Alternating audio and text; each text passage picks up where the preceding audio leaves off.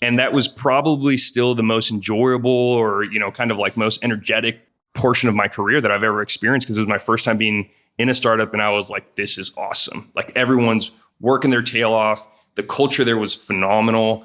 And so, like, big kind of takeaways for folks who want to be in EIR is one, go work for a startup. If you can, if you're looking for a VC funder, one, go post Series A. If you're not sure what you want to do, they'll give you a little bit more stability. And then two is, keep your personal burn low for as long as you can. Welcome to EIR Live, where we dive into the lives and lessons of entrepreneurs in residence. I'm Ilya Tabakh, together with my co-host Terence, ready to bring you closer to the heartbeat of the innovation and entrepreneurial spirit. Every episode, we explore the real stories behind the ideas, successes, setbacks, and everything in between. For everyone from aspiring EIRs to seasoned pros, EIR Live is your gateway to the depth of the entrepreneurial journey and bringing innovative insights into the broader world. Check out the full details in the episode description, subscribe to stay updated, and join us as we uncover what it takes to transform visions into ventures. Welcome aboard. Let's grow together. Man, that was quite an episode. I really love the energy, and I love kind of the back and forth. And actually, I'm really getting to like, as we kind of prepare for these episodes and have conversations around them, that turns out to be, a lot of fun as well. What caught your ear in this episode? Oh man, this was a very fruitful conversation. And really, honestly, the big takeaway for me from Luis was really about, exposure, leads to you taking the leap, and that leads to access along the way. These things are very interesting when you think about the entrepreneur in residence journey at any residence you're at.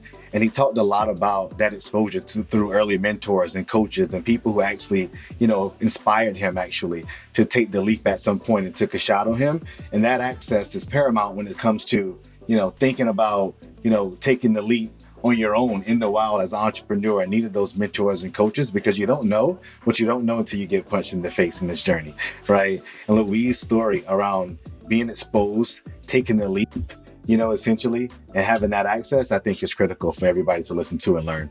I violently agree here. The whole idea of kind of entrepreneurship and a lot of these things being apprentice sports is something that I believe pretty thoroughly.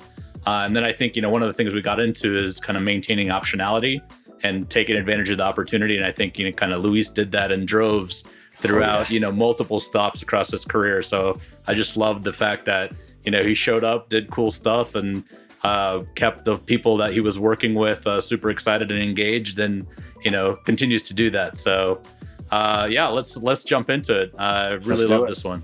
Absolutely, man. Let's do it. All right. Well, I'm always excited. I've been really excited. But this is a conversation that's been coming for actually more than 2 years. First time Luis and I sat down in person was a little over 2 years ago in Austin, Texas, when I was first starting to reach out to, I guess not just first, but was very early in my journey of kind of reaching out to EIRs. And what was cool about Luis is Luis immediately got the idea, had all kinds of sort of insights, as well as talking about, man, if I was a kind of a new EIR, I'd be super excited about this network and meeting other people. And, Luis and just generally is an energetic and infectious guy, as you guys will find out here in a second as well. That's right. But yeah, Luis, maybe a good way to kick this thing off is just kind of take it back to the beginning and talk about, how you got and really how you kicked your career off, and then we can kind of walk through it and talk about how you got to be an EIR. Sure, absolutely. Thanks for having me, Terence and Ilya. Yeah, it's been a really great journey getting to meet Ilya a few years ago. And as you guys can probably attest, or anyone listening to this, you put co-founder or any sort of C-suite role in your LinkedIn profile, and your LinkedIn DMs just become garbage. Like, it's just all inbound sales stuff. And somehow Ilya managed to kind of cut through that and sent me a LinkedIn message. And I was like, yeah, absolutely. This is a great idea. More than anything, I would have benefited from this when I first became an EIR, because I'd heard of the role and the title, but I never actually done it. Didn't really know anyone else who had done it. And so just having access to someone else saying, hey, I'm an EIR too. You want to grab a coffee? It's like, absolutely. So as Ilya mentioned, my name is Luis Rincon. I am I guess technically former entrepreneur in residence. I am now, transitioned into a co-founder and operator role with a small venture fund called Socratic Ventures that focuses on education and workforce businesses, primarily technology businesses. I'm based in Austin, Texas. I went to grad school here at the University of Texas. I went to law school like Terence. I'm a reformed or recovering JD. Didn't actually become an attorney, didn't practice law. But it was actually through the law school experience that I ended up where I am now in the technology space, in the startup space, in the venture space, and actually led to the EIR role. Moved around a lot growing up, 3 different countries and many different locations, but principally between Southern California and Texas. Went to college at Pepperdine in Los Angeles. Worked in principally real estate. My first job ever was in construction growing up, and I always thought I was just going to be in real estate. And then I graduated in 2007 into one of the worst real estate markets you could have found, right? And did that for about a year or two, and then decided to bury my nose in some books for a while to let that pass, and went to law school at the University of Texas in 2009, which is how I ended up here in Austin. And through that, it took me all of probably 1 semester to realize I didn't want to be an attorney, which I probably should have done that homework before going to law school, but I'd done well on the LSAT, and so I had a good scholarship. And the only jobs I was really getting offered were 100% sales commission roles. And so I guess maybe that says a little bit more about me and the type of people that become EIRs.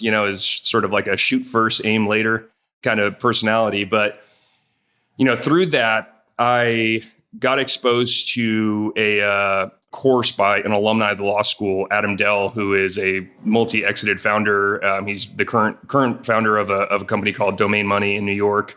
He's also been a VC a few times over. And he had graduated from law school, become an attorney, become a VC, become a founder, and came back to the law school to teach a course. I took the course and was just blown away by it. I'd always been flexing some sort of entrepreneurial muscle since I was a little kid, but it was really the first time I was truly exposed to like structured entrepreneurship, VC funds, getting exposure to VCs. A lot of that course was based around having Adam's network come in and talk to basically MBA, engineering, and law students. And so I got to meet a ton of VCs. I got to meet a ton of entrepreneurs. I met my first EIR, and I ended up becoming the teacher's assistant, the TA for Adam for that course for the remainder of my law school experience, so for the next 2 years. And through that, actually, I remember having a conversation with Adam, and I was telling him, I was like, "Hey, Adam, I don't think I want to be a lawyer. I think I want to do what you do, right?" Which at the time he was a venture partner, and I'll never forget, the guy just looks me dead in the eyes and goes like, "Oh, I'd never hire you," and I was like blown away. I was like, I'd been working my ass off for the guy, for 2 years, and I thought doing a great job. He spoke very highly of me, right. And I was like, "Adam, what the hell, man?" And he was like, no, I think you're great. I think the work you do is great. But just philosophically, I think the only people who should be investing in startups are, former operators, entrepreneurs, people who've really been in the trenches. And I was like, well, I can get behind that, I think, philosophically. And, but I didn't want to start a company for the sake of shutting it down a year later and saying, great, will you give me a job now? Right. And so I'm sort of thinking, all right, I'm 27, 28 years old at the time. And I said, you know me, my skill set. You're in Austin. You're 28-year-old Luis. What do you do? And his response was something along the lines of, well, I've got my portfolio. I'm more than happy to introduce you to any one of the companies you like there. Let me know, and you'll get a direct intro to the CEO. Or I can tell you all the companies that I wish had taken my money. And I was like, well, that sounds like a much more interesting group, right? Like he's like, oh yeah, those are the hot deals, right? Those are the ones that everyone wants to get in on. And he's like, I won some of them, but not all of them. And he happened to mention one, which was coincidentally enough started by another alumni of the law school, a guy named Dan Graham.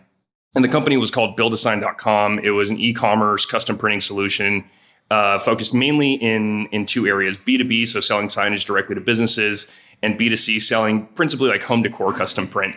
And I was like, oh, that's Dan's company, right? And he's like, yeah, Dan? I was like, yeah, we got connected through the law school. And he's like, oh man, like I would go work for Dan. Like that's that's what I would do if I was you. And so I reached out to Dan, and coincidentally enough, I had already accepted a role back in Los Angeles to go work for a startup that was going to be basically going through the corp dev process of getting acquired by, I forget if it was HP or Symantec. This was, about 15 years ago.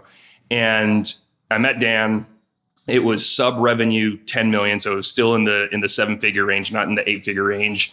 And I met at the office. It was just like this infectious environment. I had already become an associate and then a principal at the University of Texas Startup Accelerator, what's called the Brumley Texas Venture Labs. And so I'd been exposed to a few VC investors and startups, but I'd never formally worked within one. And so, Dan, who's still one of my great friends and certainly someone I consider a mentor, was like, dude, Luis, just come work for me. Like, we are so like booked. We're just trying to keep up with demand, but I've got all these fun ideas and I don't want to put the pressure on my existing team. I don't want to take them off, keeping the main thing. But like, you and I can just test stuff. If it works, we'll, put a bow on it and pass it along to the right group. If it doesn't, we'll just throw it away. And I thought, well, that sounds like a great opportunity. And so I did that and just fell in love with it. And hey, Luis, before we kind of jump into that part, you mentioned a couple of things in your background on kind of having traveled and lived in some places, did law. I think that's a theme that I've seen in a couple of conversations where I've had. Can you talk just a little bit about, to your point, shoot first, aim later? I think there's actually some value in getting that experience and having the context that, there's half a dozen or more ways to do a thing. And a lot of folks kind of gloss that over when they talk about their background. But could you spend just another beat, kind of talking about that a little bit? Yeah, happily. And, interestingly enough, if you guys listen to Harry Stebbings and the 20-minute VC, he's got an interesting post that he put out. I can't recall how long ago, saying, here's some like 3 characteristics that I've identified just repeat themselves over and over with founders or VCs that I've talked to. And having moved around a lot as a child is actually one of them. And that's not saying that I was sort of predisposed or kind of destined to be an entrepreneur, but I do think it absolutely creates value. I think for one, I ended up through the e-commerce company really falling into the product role. And I like to say I'm built like a T, right? So I can walk across just about any department in an organization. I can certainly talk to all of them, but I can really only go deep in one. And if I were to go deep in one, it'd be the fact that I've spent the last decade really working in product. And it's mainly because of my work at that startup and working with those folks to learn, SQL, learn front-end development, back-end development, working with engineers. And one of the most important things to product, and I think ultimately every EIR, every entrepreneur is essentially focused on a market pain and a product to start, is empathy. And to put it into perspective, so my dad was a irrigation systems engineer. Everyone thinks I was military growing up. I wasn't. And we had to move to where the projects were, right? And so my dad did part of his PhD dissertation in the Netherlands. And so both my parents are originally from Mexico. My mom's born in the US, but raised entirely in Mexico. And my dad was kind of the inverse. He was born in Mexico, moved to Southern California when he was in high school. And we lived in Mexico. I'm born in the US, but we lived in Mexico, we lived in the Netherlands, and we moved to California. And if you think about the traditional US students kind of growth, they go one elementary school, one middle school, one high school, right? If you don't move, you've got 3 schools, but they might all be really the same community because the way that the school districts work in the United States is based off your home address. I went to 7 schools before I started college. And to put it like the most acute of that was middle school, which is 6th, 7th, and 8th grade in the United States. I went to a different middle school every year, including one in a different country. And what that created for me was I was essentially the new kid over and over and over and over again.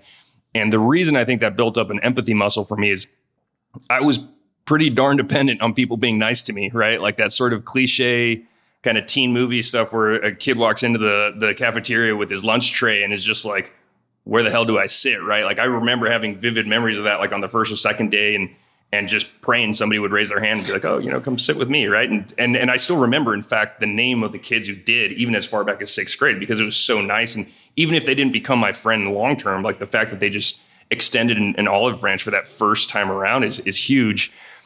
But additionally, I think it forces people to get out of their shell. I'm a big believer. So I work in ed tech now. The company that I co-founded as an EIR is called Acadeum, ACADEUM.com. You can check it out. And one of the things I really value about, sort of education and certainly my educational experience was studying abroad. So I did a fourth country when I was in college. I spent my entire sophomore year living in Italy, but forcing you to get out of your shell, it's really hard, I think, to be introverted 100% of the time as an entrepreneur. You can be an introvert and be a very successful entrepreneur. I know some very, very successful introverted entrepreneurs, but they have to flex their extrovert muscle to really get out there, talk to customers, understand a pain point. And I certainly believe that I'm a capital E extrovert. Not to say that I don't like being alone and recharging, but like this sort of stuff, talking to guys like you, being in a room with people like that, I feel the energy, right? Like that is what really gets me going. But you have to be able to just get out of your comfort zone and talk to people, and constantly having to switch coats and be in different rooms. You know, 1 minute I'm talking to a customer, I got to wear a certain coat for that. 1 minute I'm talking to our internal team, I got to wear a coat for that. 1 minute I'm talking to a VC firm, I got to wear a different coat for that. And moving around a lot certainly helped there.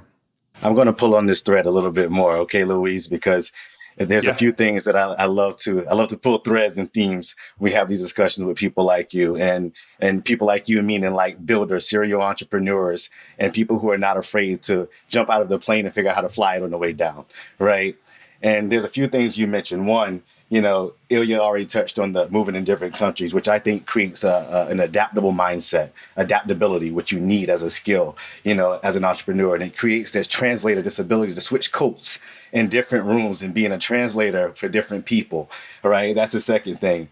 But I think for every conversation that we've had, everything in somebody's background starts with some sort of spark, right? There's the spark, there's exposure, and then there's the example, right? And for you, you had the spark and the exposure through, Adam, right? You got that. You took the class, then you got inspired. Like, I can do this too. I want to do what you do, right? And then you started seeing more examples of people who've done it, right? You saw Dan, you saw Adam, you saw others. So for me, it always starts in this sort of spark, exposure, example, leap. People take that leap because they've seen it, right? They've seen examples, they've been exposed, and now they've had like a network of people around them where they feel comfortable to take the leap, right? Talk to me about taking that leap, right? You're about to go there, right? From sort of, I think I want to do this. I want to do what you do. I have the examples. Forget it. I'm going to go and do it. Talk to me about transitioning into the world of being an operator and an entrepreneur. Yeah, I agree with everything you said, Terence. The jump for me was actually very easy. It's interesting. I went to, like you, Terence, I went to law school, which is filled with super type A people, very high achievers, and generally very risk averse people. And my friends from law school, some of my dearest friends, they're like, Luis is crazy. That guy just loves risk. When in reality, I think a key part of being an entrepreneur or being in the entrepreneurial ecosystem, even as a VC, is actually to reduce risk. And the way that I view it is like, I'm actually quite risk averse. I might not be as risk averse as the typical law school student, but in the way that I have gone about my career, I've actually been very, very specific around how can I reduce the risk here. And I actually think that's one of the values of an EIR role. And one of the benefits is, maybe a fund identifies someone like Terence and says like, man, damn, Terence is really good. Like, we want him to start something. And they talk to Terence, and Terence is like, well, I've got this financial obligation or something. It just starts hearing, oh, I'm risk averse. They say, well, hey, we'll pay you. Like, don't worry. Like, what? And you'll have access to all our resources. And it's like, oh, that helps you make the jump. It was a pretty similar story for me. So kind of going back to the conversation around starting to work for Dan. So I ended up working full time for Dan during my entire third year of law school while still TAing Adam's class. So I was basically working two jobs, let's call it 1.5 jobs. And so, my GPA just went like this, which at that point I didn't care, right? It's like, well, I'm not going to go get a law job anyway. At that point, it was definitely the C's get degrees kind of mentality, and which is not a mentality that I'd ever really had. One of the things that also, going back to Ilya's sort of question of me moving around a lot, was before I got my JD, I was the only person in my family, which is just, I have one sibling and my two parents that didn't have a postgraduate degree. Like education's very big for my family. My dad was a college professor at a point in time. He has a PhD. My mom has an MBA. My brother had a master's degree. He's a double Ivy League grad. I was like the one slacker with, a college degree from Pepperdine. Like I wasn't like, my parents were like, hey, come on, when's the next one coming? And when I worked full time for Dan, it was very clear to me, like, this gives me energy. And I'm very big on identifying like what drains me of energy and what gives me energy. And I would be at the law school and it was intellectually stimulated, certainly. And I loved the people, that some of my closest friends there. But man, I was just like, gosh, get me out of here. Like, where do I sign to just like, I'm done, I'm good. Whereas even the most minute kind of problem that we were trying to solve at that startup, and that was a true rocket ship. So just to put it in perspective, I joined sub revenue 10 million. And 3.5 years later, when I left, we were doing just shy of 75 million. And it ended up breaking the 9-figure revenue threshold and eventually selling for nearly 300 million to Vistaprint, which that's all public data at this point. And so having worked full time, Dan was, he was pretty cavalier, just be like, hey, if you want to quit law school, just like the job, it's permanent. And I said, I made a commitment to my parents. I made a commitment to myself. So he was like, look, cool. I'll just tell people here that they've got to be understanding that sometimes you've got to be down at the campus. Sometimes you got to be here. And it was phenomenal to have a guy like Dan, because he had completed law school, even though he had started his company, his third year of law school, to really help me do that. And the truth is, like, I graduated law school on a Saturday, and Monday I was back at work. Like, there was no, like, it was just another weekend for me. I had a ceremony. My family flew in, friends flew in. We had a great dinner, had a great party that night. And then like Monday, I'm back at work.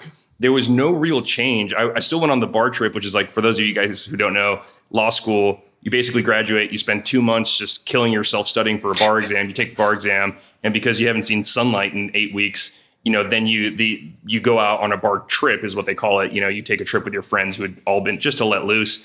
So I still did that because I wanted to go have fun with my friends, but I never even took the bar. Like, I was working full time at that point.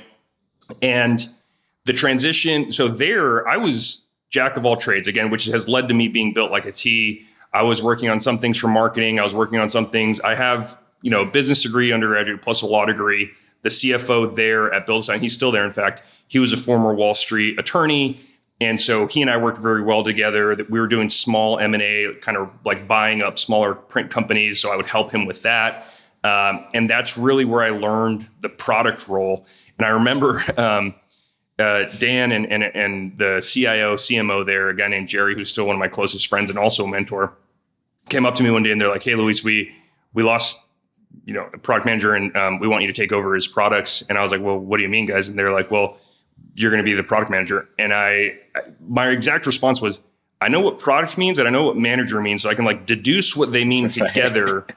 But, this was 2011 before the product manager role had really kind of like, now I think you can even get an undergraduate degree in product management. I was like, guys, what the hell does that mean? And, Jerry laughed and he was like, look, I've seen your work in Excel. I've seen the way that you can float across the different departments. That's all I need. I can teach you the rest. And so that's where I really started to learn digital tools, right? So like SQL databases, how to query on my own. Now I'm fully SQL literate, HTML, CSS, very basic. So I could have conversations with designers, with engineers, how to write a PRD. And the rest really just came through doing. And about 3.5 years in, I was wrapping up a project and I kind of felt like I'd learned what I was going to learn in my role. And the company was founded by 3 guys. And 2 of them are very, very close friends of mine. I have a ton of respect for the third guy. He was just gone already at the time that I joined. And I said, you know what, guys, hey, this isn't my 2-week notice. I'll stay here for 6 months, 12 months, however long you need. But like, I'm ready to move on. And they asked me like, well, what are you going to do? And one of the things, so just kind of for the EIRs or folks who want to be EIRs out there, huge recommendation is just keep your burn low. I had kept my burn very low. Like, I didn't have a car payment. I had a cell phone payment. I had very minimal at that time student loans. And so I was like, honestly, I want to go back to where we were when we started, maybe even earlier, a bunch of people in a crammed little office, maybe be a founder. And so Dan and JR, the 2 founders, 2 of the 3 founders of that company said, hey, well, we bought this asset and we'd love to commercialize it. it was a premium domain called wearables.com. And they're like, but we're so focused here, we're heads down here, we're not going to have the time. What if you become the operating partner for that? We'll be the investment partners. Let's go launch this thing, which candidly, guys, I've now realized that's actually the first time I became an EIR. It just wasn't called an Exactly. EIR. Like it wasn't my idea. They said, hey, we have this thing, we need to commercialize it. And these guys at this point were, independently wealthy. And we're like, hey, we'll fund it. And if it works, we're happy to take this to market and help you raise capital and build a team. And so I was like, hell That's yeah, right. let's do that. That's right. And so before I get into wearables, I think, Terence, hopefully that answered your question. Absolutely. It was, I built those bridges to do the next thing by just actively working and getting in there. And one of the things that I cannot understate is the value of having people. I've never, called these guys a mentor to my face, but I certainly consider them mentors, but guys who are willing to take a chance, get into the startup space, start working for a startup. It doesn't even matter. Like, I had no passion for custom printing. I still candidly don't really have much passion for custom printing. And that was probably still the most enjoyable or, kind of like most energetic portion of my career that I've ever experienced, because it was my first time being in a startup. And I was like, this is awesome. Like, everyone's working their tail off. The culture there was phenomenal. And so, like, big kind of takeaways for folks who want to be in EIR is one, go work for a startup.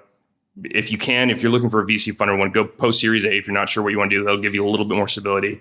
And then two is, keep your personal burn low for as long as you can.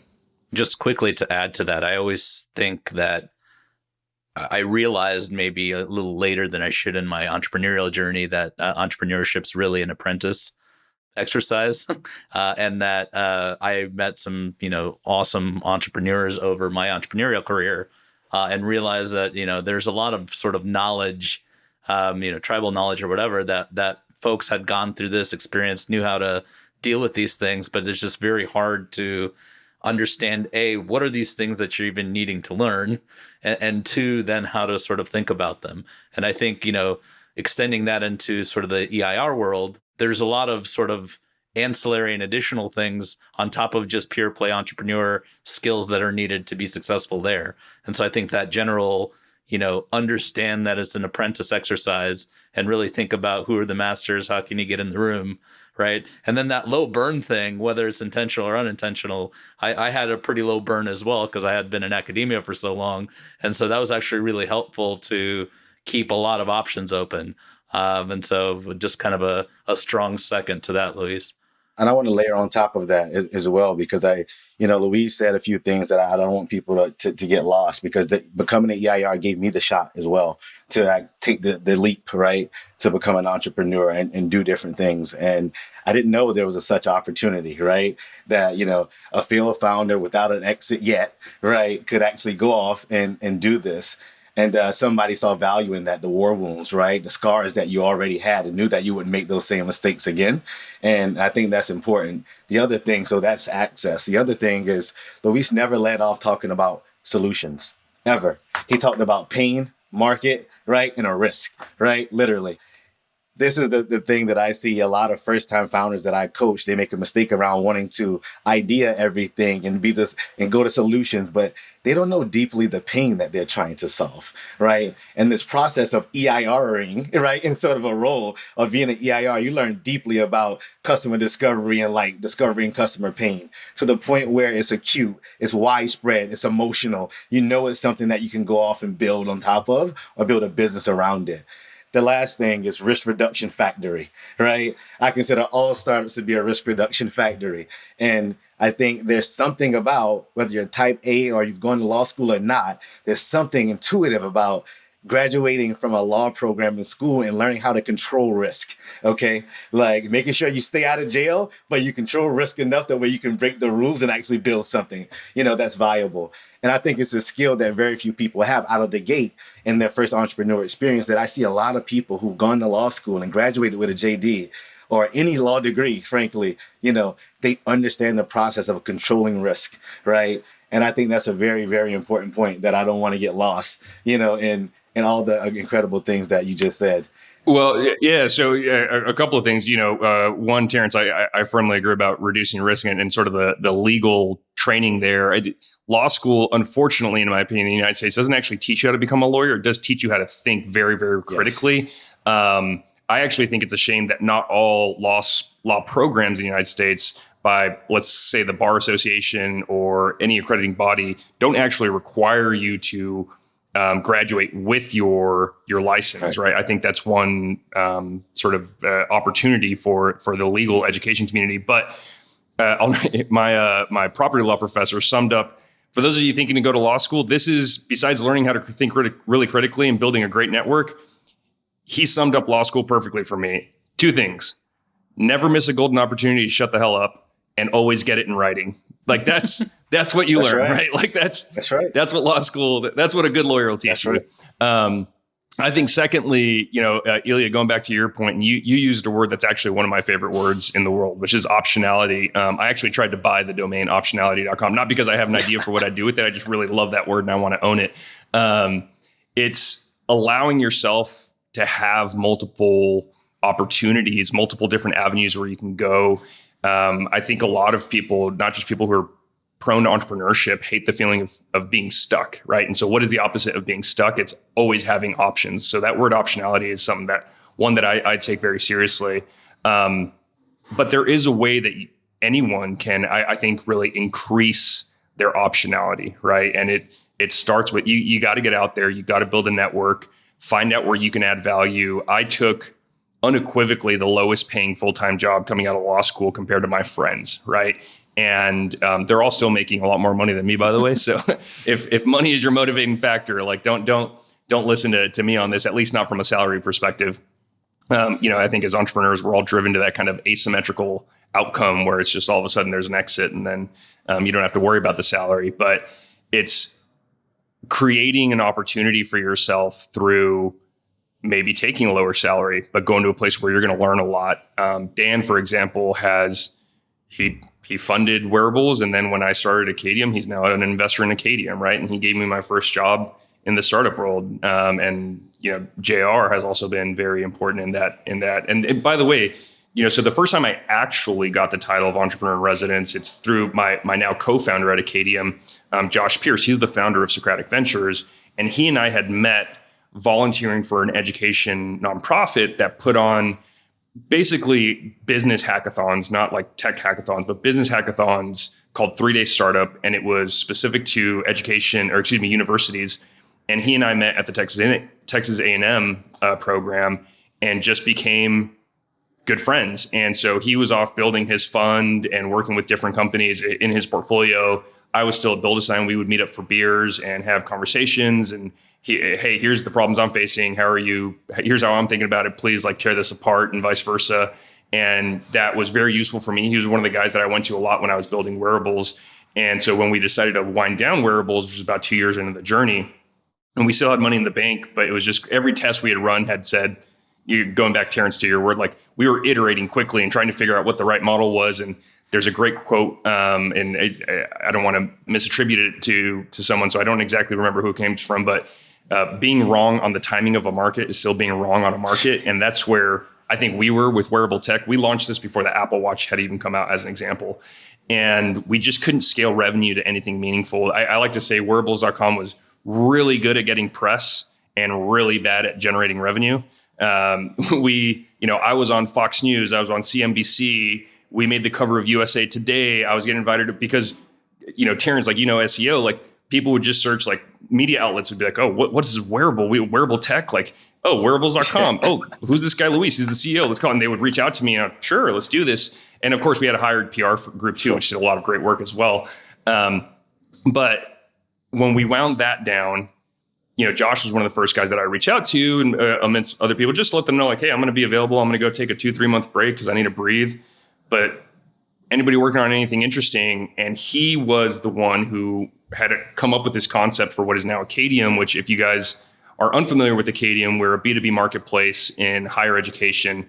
But essentially, we power networks of colleges and universities that can share access to each other's courses, certificates, and degrees. So if Terence is a student at Ilya University and he can't get a course that he needs to graduate for scheduling reasons, or maybe it's not offered that semester, he can take it at Luis University, which Ilya University has said, yeah, that's a peer institution of ours. And we handle all of the data passing, registration, and most importantly, payment between the universities. We just do this to the tunes of now thousands and thousands of times on an annual basis. And Josh had been the CFO of an online university and had experienced that pain. And he was like, well, he was trying to, originally, if I recall correctly, he was trying to recruit me to be the COO for another one of his portfolio companies. And I was like, oh, that's interesting. Cool. Like, introduce me to the CEO and let's see where that goes. And he's like, oh, by the way, I have this concept for this B2B marketplace, but I don't know how to talk to software engineers, so I wouldn't even know how to build it. And so he starts explaining it. And unbeknownst to him, he's telling me this. And I was one of those students in college who had suffered from that problem massively. So I was very financial aid dependent. I had to be at full time, which is 12 credit hours in the United States, to hit my financial aid package, get my financial aid reimbursement, pay for school, pay for my living expenses. And in kind of like an example of the height of irony in U.S. Post-secondary education, I was a business major at Pepperdine, but I had tested out of my foreign language requirement because Spanish is my first language, English was my second language. So I tested out of that really quickly. And my advisor was like, well, you already tested out of like one of the major requirements of international business. Would you want to be an international business major? And I was like, yeah, that sounds a lot better because like maybe I go work in Latin America because I'm fluent in Spanish or I've lived in Europe already. And he's like, well, the other requirement is you go study abroad. And I was like, well, I've already applied to the Italy program. And he's like, awesome. And so I extended my program by a semester. I was going to do one semester. I was like, I did it for 2. And the first semester, everything counts towards my degree. It's awesome. Second semester, I go to register and only 1 course counts towards my degree. Maybe 2, I forget exactly. And so I email my advisor thinking, okay, they've seen this problem before, I'm sure. And I basically get one of these, an email back like, I'm sorry, don't know what to do. And I was like, I'm basically here because you told me I have to be here for my degree, yet it doesn't work towards my degree. So long story short, I ended up taking additional courses that were throwaway elective credit. They were very fun, very interesting, but Pepperdine's not a cheap school. They were very expensive. I did it just so I could hit the full-time status, get my reimbursement check, pay for school. And instead of spending that summer doing what I wanted to do, which candidly was just vagabonding across Europe and with a backpack, I had to fly back to Los Angeles. This was, really before the advent of online learning or what it is now. I had to pay to live on campus. I had to take 2 courses to play catch up in the summer. So I took out additional loans for that. And, I'd signed an oath in blood to my parents that I would graduate in 4 years. So I did graduate in 4 years, but it was at an expense. And so Josh is explaining this concept to me. And I was like, damn, that would have been amazing when I was a sophomore. But then fast forward, we're 15 years later. I don't have any kids yet, but I was about to have my first kid. And I thought, there's no way this is a problem, right? Like we've all got supercomputers in our pockets, like online learn. At that point, Coursera existed. And he's like, oh no, this is a massive problem. And so I was like, hey, that COO role, that's cool. Introduce me to COO. That's super interesting. And so I began helping him just kind of think through that. And then he eventually just said, why don't you just come work with me on this? And I was like, in what capacity? And he's like, well, how about EIR at First Credit Ventures? And I was like, sure. And we drew up a contract between the 2 of us. It was a 6-month engagement. I did a ton of customer discovery, just cold calling universities. We flew across the country, talking to universities. I helped him write the investment thesis for his investors. We were looking at different models at that point in time. And the short version is at the end of the 6 months, he said, do you want to found this company with me instead, right? And so it was almost like a EIR role, but neither of us really had the EIR. I'd never had the EIR experience. He'd never had an EIR work for him. So we were kind of figuring it out as we go. And I was like, yeah, absolutely. Let's do this. And so that was 2016, about 8.5, a little over 8 years ago now. And let me ask you a question, Luis. Was that the first time you ever heard the term EIR? No, okay. No. Let me I'll answer that question in a second. So, sort of fast forward to where we are now, we raised a small seed round from principally his investors, his LPs, to kick the company off, spent the next few months recruiting the rest of the founding team. And fast forward now, 8.5 years later, we've raised, just shy of about 25 million in capital. We're post Series B. We've got 500 enterprise clients on the platform. We're the largest course sharing network or platform in the industry. We cover 49 out of 50 states, every accrediting body 2-year, 4-year private public. We're in 6 countries outside the United States. We power online dual credit consortium networks for K-12, so the college-bound population. And we also work in workforce education. So people who are taking what are called 5250 education benefits or tuition reimbursement from their employers, they're also using our platform for education. And so that's sort of fast forward to where we are now. We've got a great team, a fantastic board, fantastic group of investors. And that's sort of the journey of how I officially became one. So shout out to Socratic Ventures for actually giving me the official title. In terms of the first time that I'd ever heard it, Terence, is actually in Adam's class when I was in law school. I remember one of the guest speakers had come, and I asked Adam, I was like, hey, so how do I introduce this guy? And he's like, oh, well, he's an entrepreneur in residence at this fund or whatever. And I was like, hey, what's an entrepreneur in residence? And he said, it's someone who gets paid to launch businesses. And this was 2009, 2010, yes. Something like that. And I just remember being blown away by I was like, they pay you to launch businesses? Like, again, being someone who's trying to reduce risk, I was like, well, that sounds like a dream. That's right. I was just blown away that this existed. And I remember I told Adam, I was like, how do I get that job? And it ended up being kind of the same answer. Like, well, go work for a startup, go learn how to actually build. Like, you're not just because you're some, successful law student, no one's going to offer you money to go build a company, right? Like, go help a company get built and prove that you can operate and scale and then go from there. And that was the first time I ever heard it. I still think that explanation, right, of someone who gets paid to launch businesses is the most simplistic way to say it. It's how I would explain it to, or how I have explained it to people who ask me like, wait, what exactly do you do? Right. But it's much more nuanced than that, as you guys know. Of course.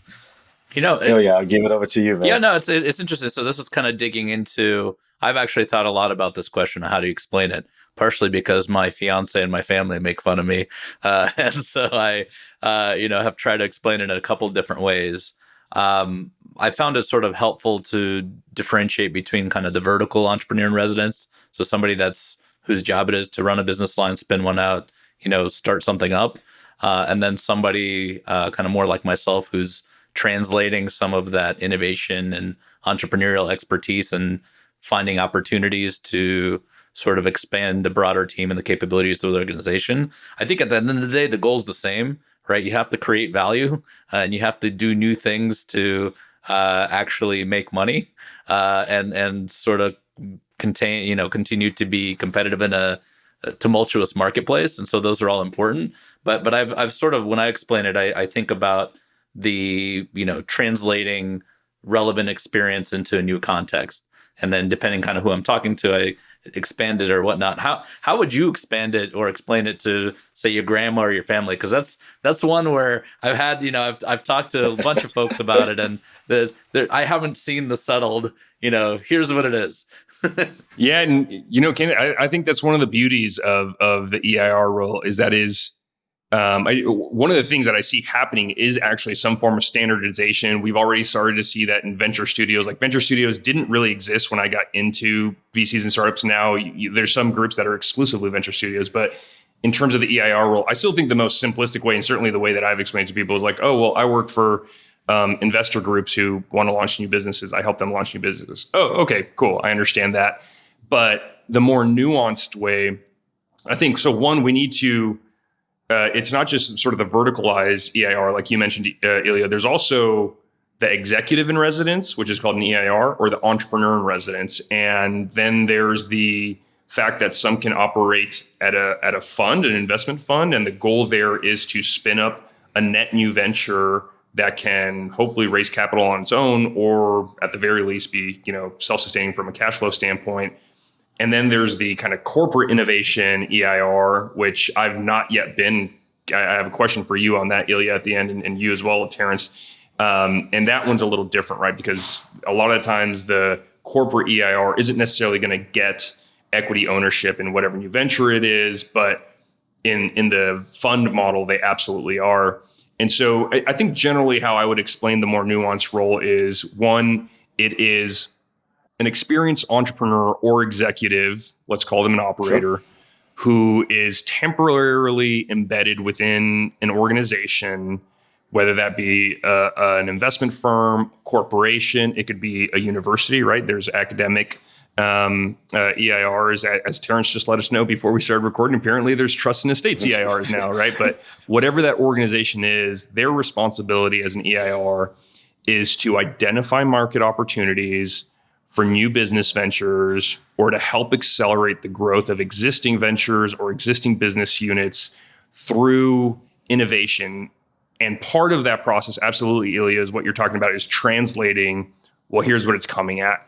I think there's just people who are naturally predisposed from a personality and character standpoint to really drive towards innovation, drive towards entrepreneurship.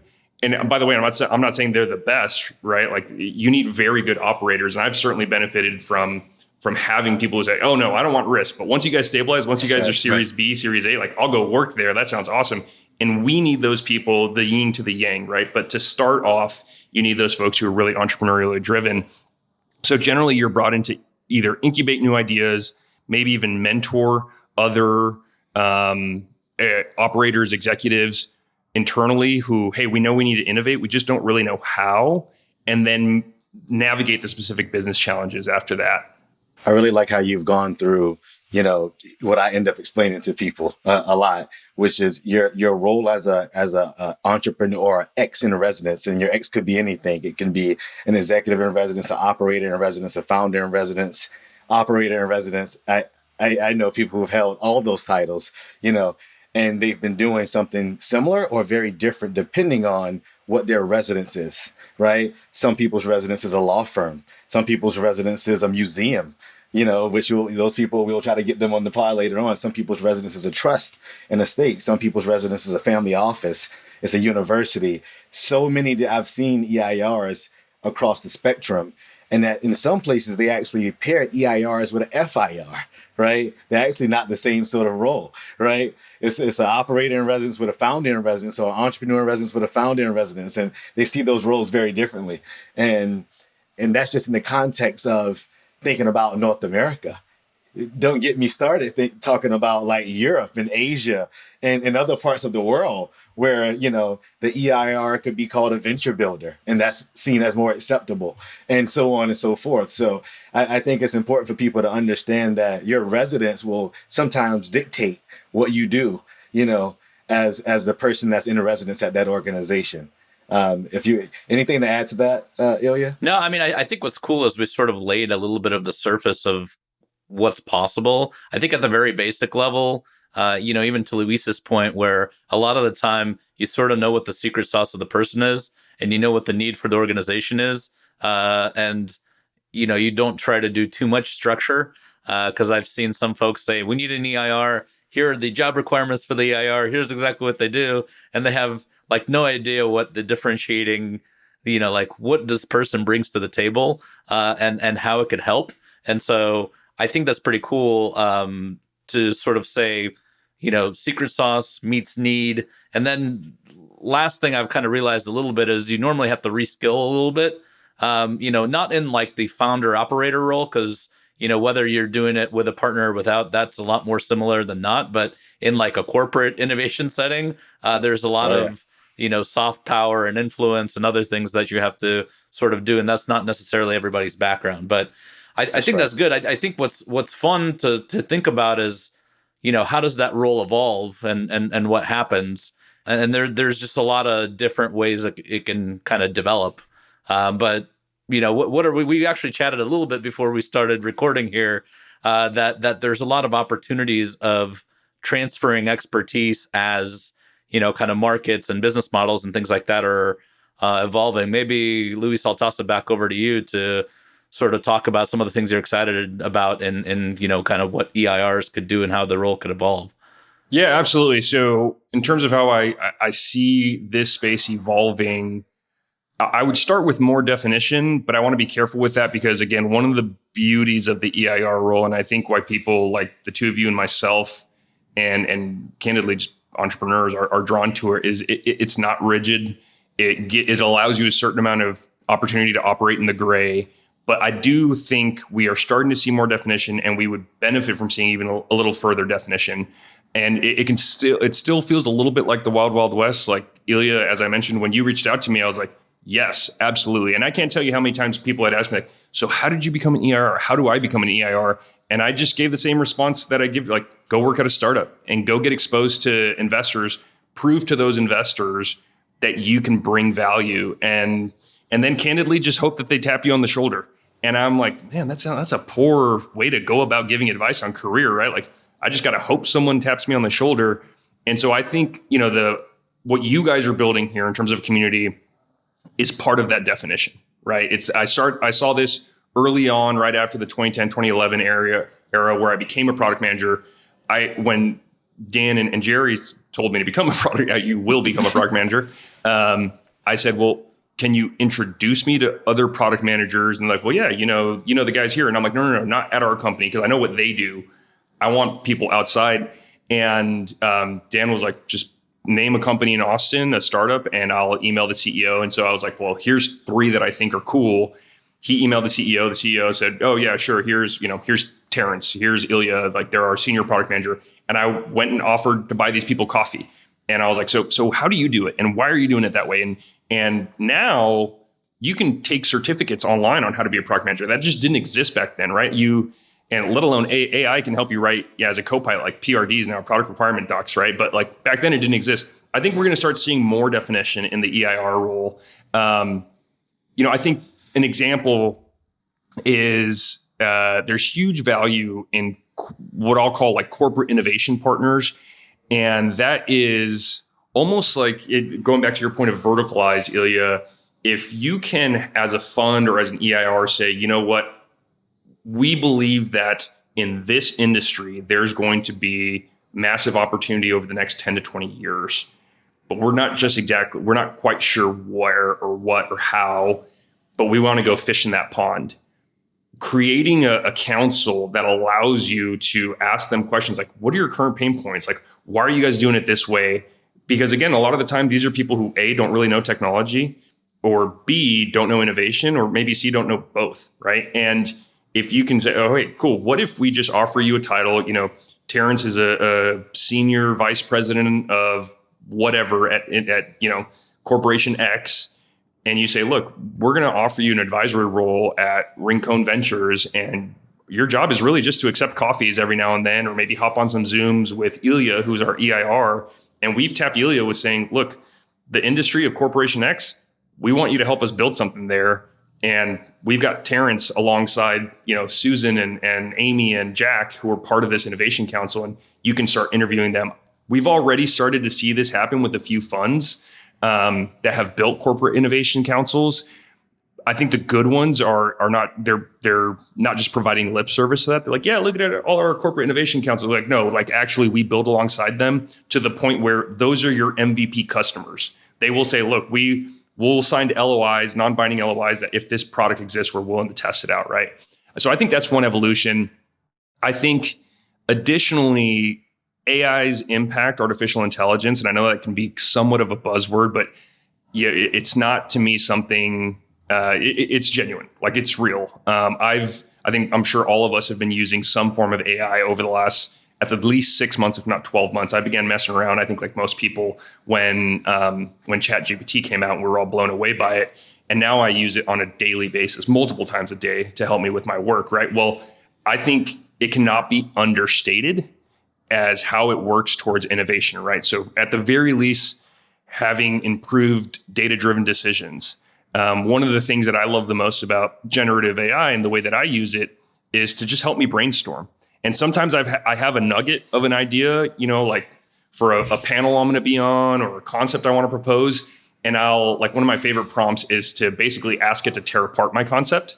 Like, hey, here's my concept, and you are a skilled executive in X space, like poke holes in this, and it'll tell you like, here's all okay, now help me. Like, then I start thinking through it. And then, so like not just ideating around innovation. So certainly having AI almost as like a co-creator influencer in the EIR role.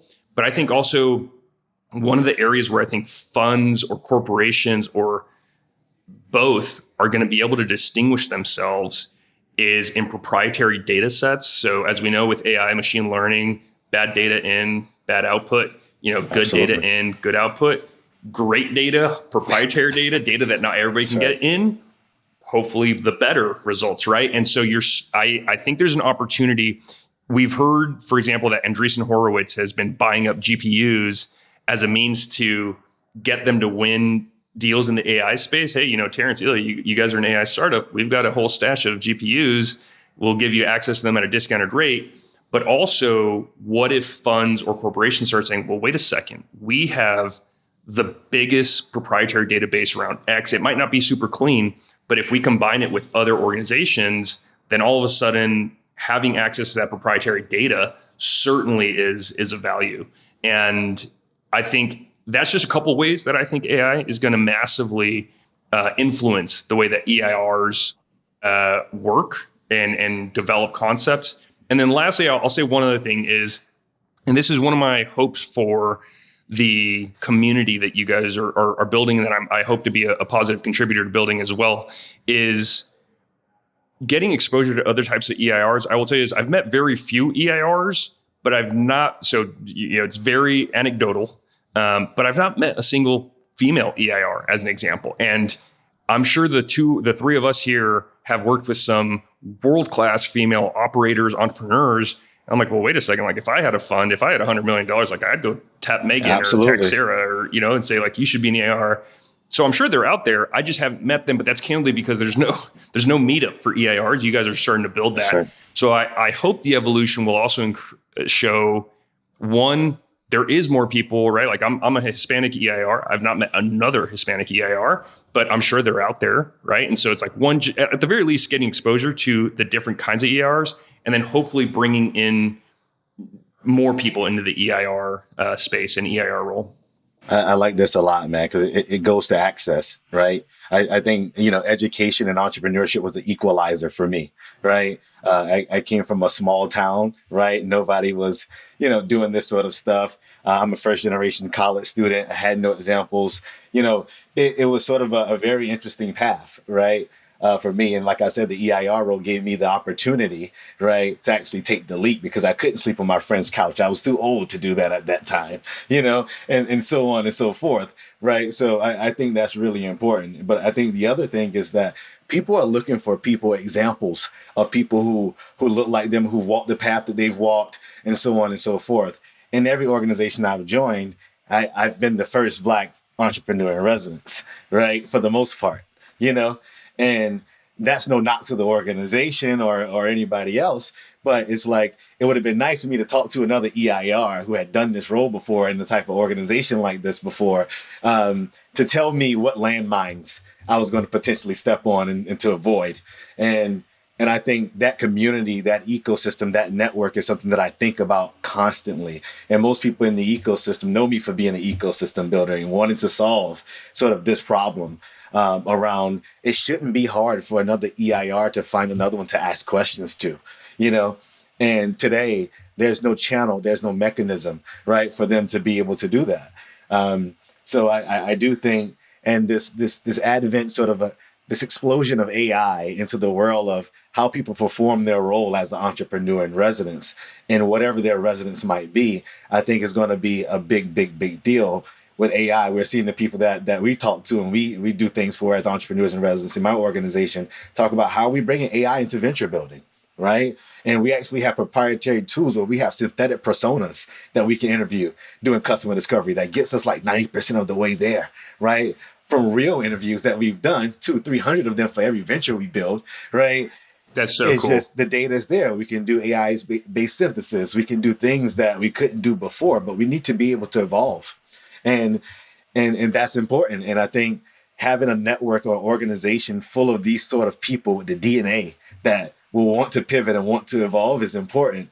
And curious to know your reactions to that, Luis. Completely agree. There needs to be an avenue for EIRs to ask other EIRs, questions, suggestions. I, for better or worse, I like to operate on a huge level of candor. I think for the most part, that's good, but sometimes it's bitten me in the butt.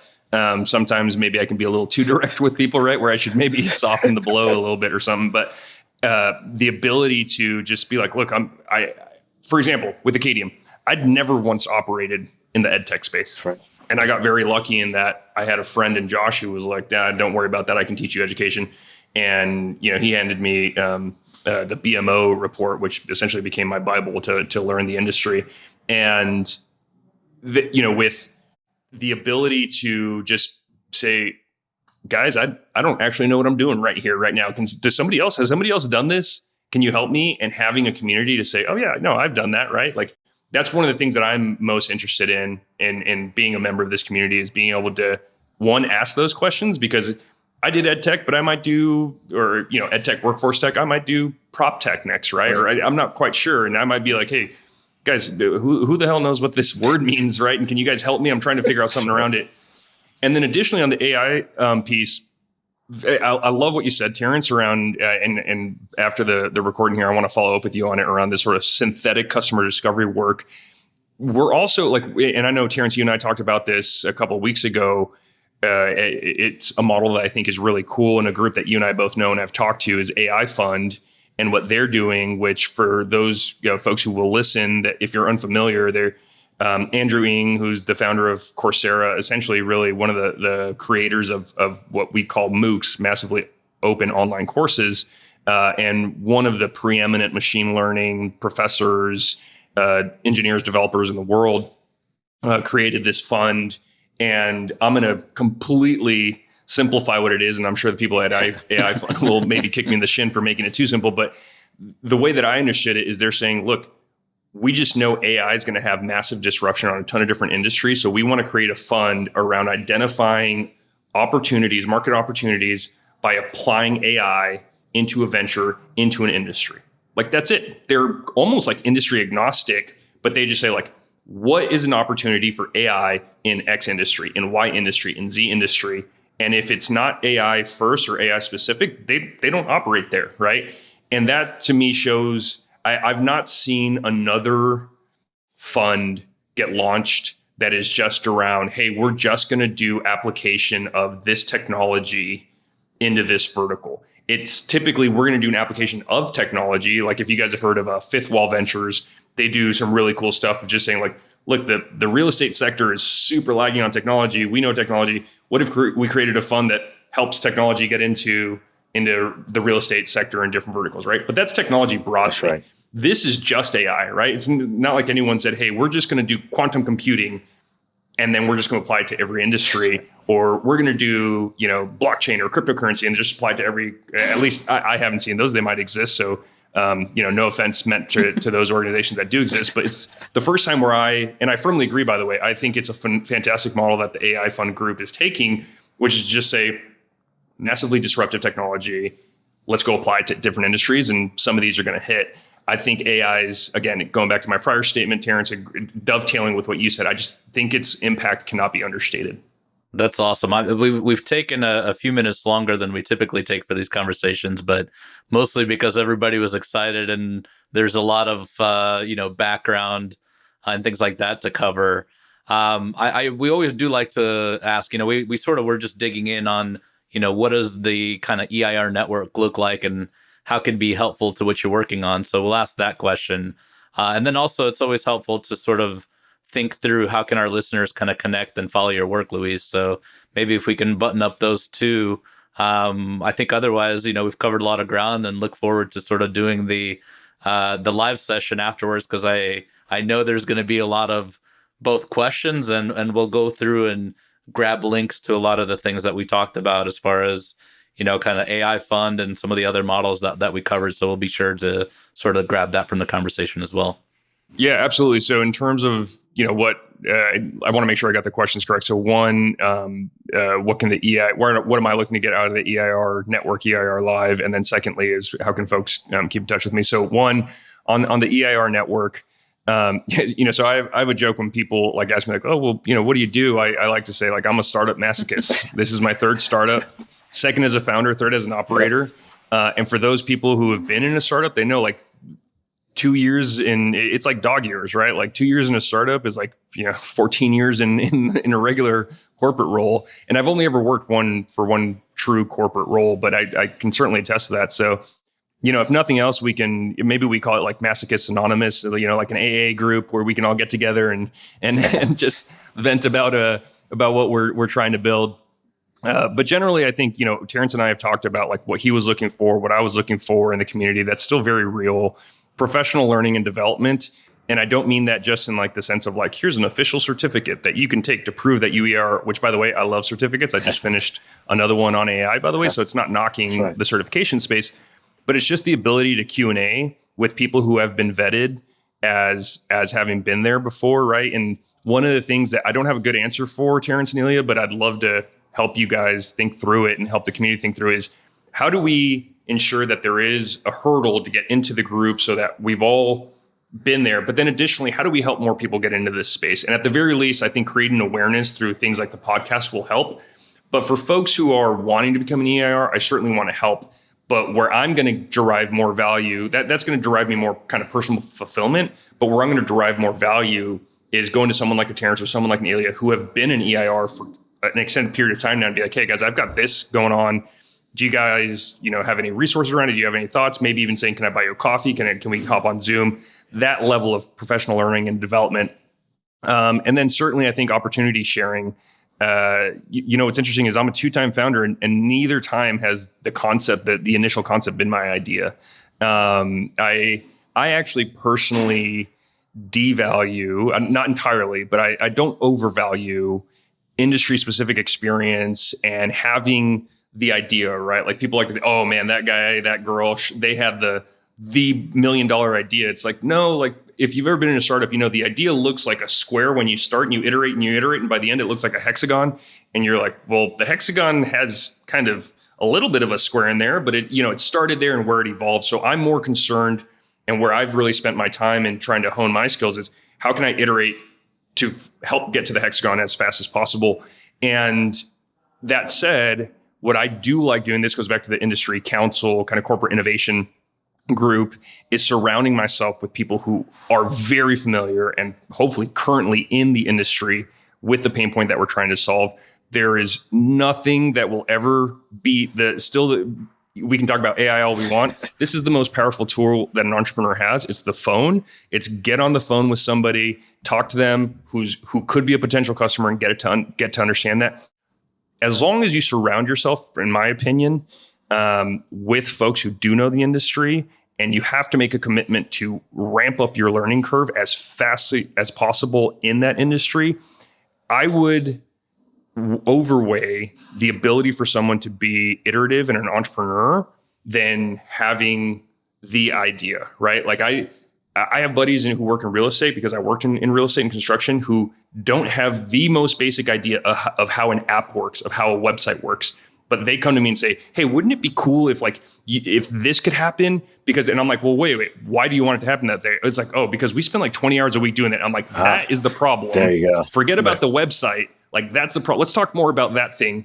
But then they need to be paired with someone. So if that person tried to launch a venture around this, they have no idea how to build technology, right? And so it's like, don't worry about that. We can pair you. There's really great software engineers that we work with or product managers. We'll pair you with them. But like really knowing that industry pain point is important, and then being able to iterate. And so I think where I've spent most of my time and honing my skills is being a person who can iterate. And I love the workforce tech, ed tech space. I certainly see myself staying involved there for a long time, maybe only continuously operating there. I don't know about that, but it is certainly one of the spaces that I have learned a lot on. I've got a lot of scar tissue there, but more importantly, I pride myself on learning how to iterate quickly to build something of value. Awesome. And where can people follow your work and connect with you? Yeah, so for the most part, LinkedIn, and I'm sure Terence and Ilya will put up my LinkedIn there. I used to have a personal website. Candidly, I shut it down because, as you guys know, once you get posts that, once we launched the venture, I just didn't have time to update my website as often as possible. Also, when we started, when my co-founders, and I started the company, I wasn't married, didn't have any kids. I'm now married. I have 3 kids. 1 dog, a mortgage, I coach Little League baseball and soccer, right. Just stuff that takes up your time. So, unfortunately I don't have a public website anymore. I might revive that. I'm also on Twitter. I'll provide you guys with my, my Twitter handle as well, or excuse me, X. Just be warned. It's probably going to be filled with a lot of Dodgers, Lakers, and Longhorns reposts. So probably more so than startup stuff, because it's where I go to kind of scratch my sports fanatic itch. Awesome. Well, Man, that's awesome. Yeah, I think Go we ahead, probably Ilya. need to leave it at that. I know there's a lot of meat here, and so we'll sort of pull on those threads in the follow up, and then kind of see what questions folks have. But really appreciate you coming on and taking the time, and enjoyed the conversations over the years. But more importantly, I love the sort of continued engagement and willingness both to, even in your answer to what the EIR network could do for you, you answered with what you could do for it. So, I mean, I think that says volumes about the way you think about the world. So always kind of appreciate the time and the conversation. Massive +1. And I know you have to run, man, but just wanted to extend that as well. Thank you for gracing us with your presence. I can talk to you for another hour about this topic, but I'm going to let you go today, and the guests will likely ask for a part 2. So thank you. Thank you guys. Thank you guys for what you're doing. Thank you for having me on here. I enjoyed it. I could talk to the two of you guys, for way more than another hour. I think one of the things that I want to end on this is, for me, being industry specific is less important than kind of knowing generally where I want to go. And I think one of the most frustrating, if not the most frustrating thing in this world, is unfulfilled human potential. That's one of the things I love about the EIR role is, like Terence, you said, you didn't want to sleep on someone's couch, but you got a bridge, and that bridge was the EIR role, and it helped you reach your potential. And so I like to operate in spaces that I hope helps people reach their potential. My motto is, as long as I'm making things that make people happy, healthy, wealthy, and wise, I'm going to be happy. And I think what the EIR community could do, certainly for someone like myself, is going to help me reach my potential as an EIR. And I want to make sure that I give back to it so that people can also reach their potential that are currently EIRs, and folks who want to become an EIR as well. So count me in, and count me in for a part 2, whatever that means. But whatever's coming, I want to be part of it, guys. So thanks a lot for what you're doing. Awesome. Thank you. Thank you for the time. Thanks for joining us on EIR Live. We hope today's episode offered you valuable insights into the entrepreneurial journey. Remember to subscribe so you don't miss out on future episodes, and check out the description for more details. Do you have questions or suggestions? Please reach out to us. Connect with us on social media. We really value your input. Catch us next time for more inspiring stories and strategies. Keep pushing boundaries and making your mark on the world. I'm Terence with my co-host Ilya Tabakh, signing off. Let's keep building.